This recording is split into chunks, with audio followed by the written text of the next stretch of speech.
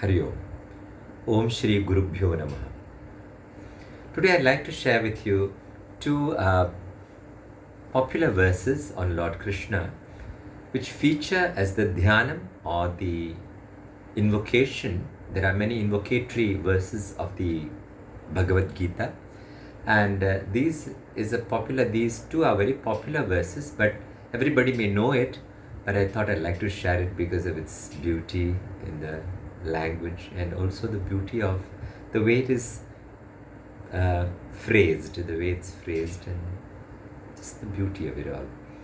So you already know that verse, but I like to repeat it. Vasudeva Sutam Devam Kamsa Chanooramardhanam Devaki Paramanandam Krishnam Vande Jagadgurum. This is one verse. Vasudeva Sutam Devam. There is a kind of a rhythm and a kind of an internal rhyme which is there in a lot of Sanskrit poetry. I am no scholar of Sanskrit, but I just love to. I am a great rasika of the language, right? The limitation that I know, with the limitations of my knowledge. Vasudeva Sutam. Vasudeva is the father of Lord Krishna, and Sutha is son. Sutam, Devam. The word Deva is there in Vasudeva, and then he put Devam again. So Vasudeva Sutam Devam. Sutam Devam Sudevam. So it has a Vasudeva Sutam.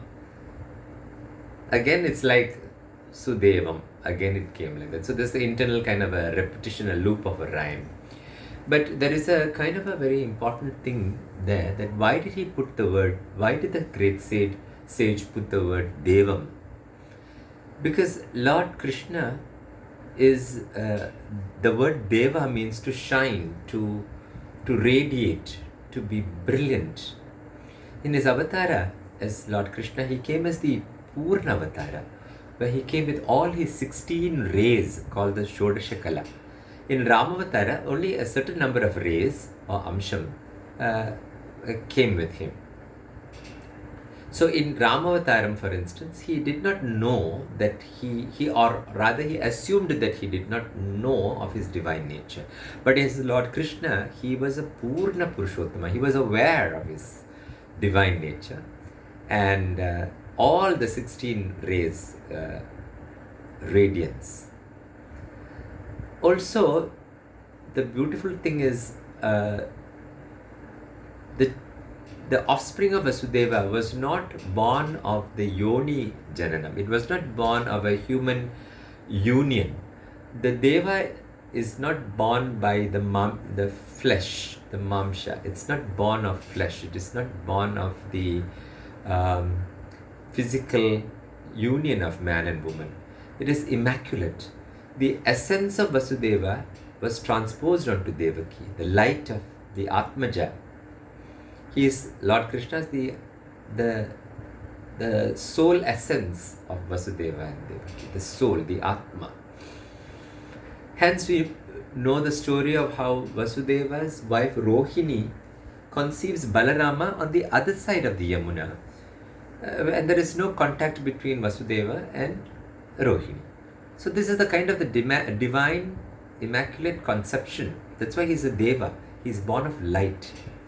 So Vasudeva Sutam Devam, when that word Devam is added there, it tells us of Lord Krishna's incarnation, where he was not born of the physical union of Devaki. He was the divine light. When he was born with all the four arms, like Mahavishnu himself, a miniature form. And that is how we read it in the Bhagavad Purana. And then he transforms himself into a little baby and is taken across to the Yamuna. Now, it is very nice. The next line talks about the purpose of the avatara. The purpose of the avatara was to Dushta Nigraham, Sishta Paripalanam, to annihilate the evil doers and the evil, and to protect the good, people. So that is why, to keep the balance of dharma, the balance of good and evil. When balance tips to one side when the evil is going too much, then Lord incarnates and sets the balance right. Prithvi Bhara Nasho, he is called. He is called the one who relieves the Mother Earth of her heaviness of the evil doers and the evil. So that is the beauty of the Kamsa Chanura Mardhanam. The next verse, the next line tells how he kills these demons, his own uncle Kamsa and Chanura and Mallasura and so many other wrestlers. He wrestles with them even as a boy of 10 years old and he annihilates them. And then he is seen as Devaki Paramanandam. Devaki did not have any happiness actually. She saw her baby, that beautiful divine child, and the next minute the child is taken across the Yamuna and she pines and cries for him. But when Kamsa and Chanura are killed, she is released. Lord Krishna releases his parents, Vasudeva and Devaki. And that is when she experiences this Paramanandam. It is not just the regular bliss of human bliss. It is when something is denied and then it's like a burst of a dam, When something is denied, you denied your child and then suddenly the child appears, releasing you and freeing the earth of the heaviness of evil doers. Devaki is thrilled. Devaki Paramanandam. And she is protected. The good are protected. But not only that. Lord Krishna acts as the Jagat Guru. He comes as the Guru through Arjuna in the battlefield. He expounds the Gita. He gives through Arjuna to the entire world. It is not just a question of balance of good and evil, but how to establish the Dharma through time immemorial. And that he gives the 700 brilliant verses of the Gita. Jagat Guru. He is the Guru of the universe. Through the Gita, he not only the Guru, the Bhagavad Gita, many Gitas that Lord Krishna has taught through the Bhagavatam and Mahabharatam. We heard of Uddhava Gita. And like this, many Gitas that he has expounded. To the gopis, he taught many things. He was the Guru to many. And so that one verse tells us of the entire birth and then his purpose of the birth to kill the demons and then to protect the good, Devaki Paramanandam, and bringing her the bliss, unbridled bliss, like a dam that is broken, reservoir that is broken, that unbridled bliss was given to his mother. And then we bow to him who is the Jagat Guru of the universe. Vasudheva Sutam Devam Kamsa Chanura Mardhanam Devaki Paramanandam Krishnam Vande Jagat Gurum.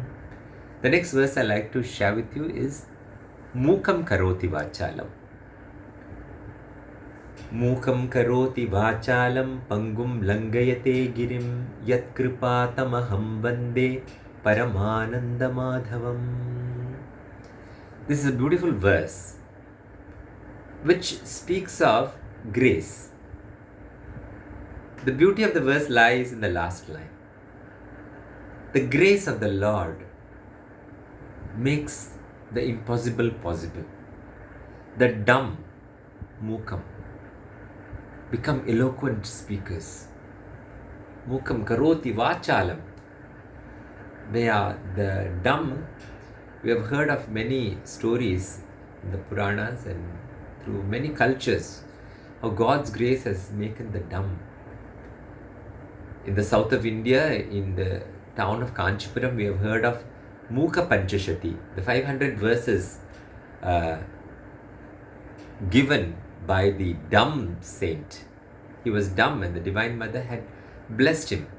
And then he expounded, extempore sang 500 verses in praise of Kamakshi Devi.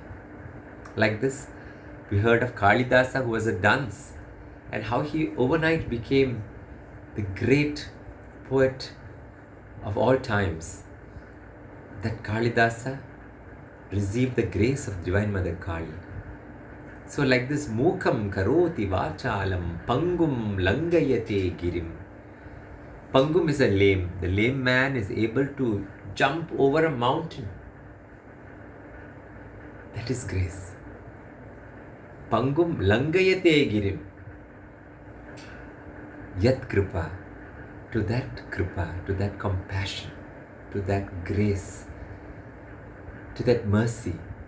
Yat kripa. To that mercy I bow. That mercy called Madhava.